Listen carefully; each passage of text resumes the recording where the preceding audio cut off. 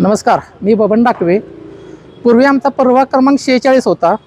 त्यावेळी या भागाचे नेतृत्व सागर चव्हाणबाईंनी केलेले आणि या प्रभागातून ते महापौर झाले। त्यांनी उत्कृष्टरित्या काम केले।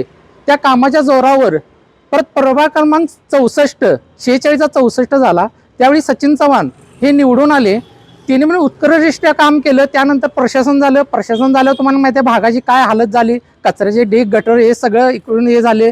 परत आता या भागातून आम्हाला परत एकदा असा उमेदवार मिळालेला आहे की त्यांच्या ह्याच्यावर जयश्री चव्हाण हे आता परत ह्या भागात उभारलेला आहे। त्यांच्याकडून आम्हाला जसं मागच्याला काम झालं तशाच त्या काम करणार ही आमची अपेक्षा पण आहे आणि ती पूर्ण करणार। त्यामुळे आम्ही समाधान आहोत की आम्हाला आता एक चांगला परत ह्या उमेदवार भागाला मिळालेला आहे आणि वो भाग जसा पूर्वी या दोन्ही भावांनी जसा ठेवला होता तसाच भाग परत आहे, तसा सुंदर भाग त्या वहिनी ठेवतील ही आमची अपेक्षा आहे। त्या पूर्ण पण करणार आणि म्हणून आम्हाला त्यांच्या घरातल्या कोण तर पाहिजेच होतं आणि नशिबान तसं आम्हाला आता चान्स मिळालेला आहे की त्यासनी निवडून द्यावं।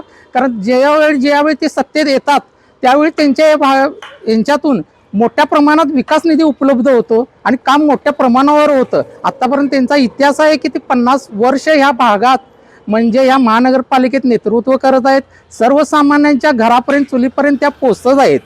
असं वाटत नाही की त्या एक कोणतं अनोळखी व्यक्ती आहेत, ते आपल्यातलेच आहेत आणि आम्हाला असं वाटतं की नेहमी या आमच्या प्रभागातून येऊन त्या जसा विकास पूर्वी होत आहे तसा हा विकास त्या करत राहतील।